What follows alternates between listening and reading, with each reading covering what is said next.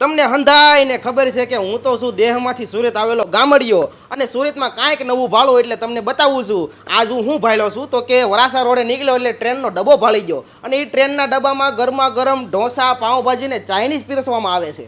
મનસુરી તું સારું લાગ્યું?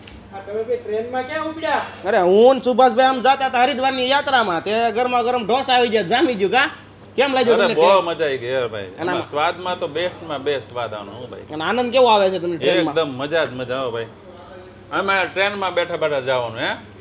ટ્રેન હાલી જાય છે અને કઈ રોદ આવતા નથી મસ્ત એનું જો ગરમા ગરમ જમવાનું આવ્યું છે. એ નાના છોકરાઓને મજા આવશે અને તમને હોતન કાંઈક નવો અનુભવ થશે એવું ટ્રેનનું સેટઅપ કર્યું છે આ શ્રી સાંઈ ઢોસા વાળાએ. એકદમ સાચી વંદે ભારત હોય એવું લાગે અને અંદર પીઝા ઢોસા, ચીઝ ગાર્લિક કડક, જીરા nylon, cheese palak paneer, ગોટાળો, cheese paneer ટુકડા, મટકા dosa, green pav bhaji, dry Manchurian, આ બધી વસ્તુનો ટેસ્ટ અને ક્વોલિટી તમને એકડો અહીંયા મળવાનો છે. ઓરિજિનલ અમૂલની પ્રોડક્ટ જ અહીંયા વાપરવામાં આવે છે.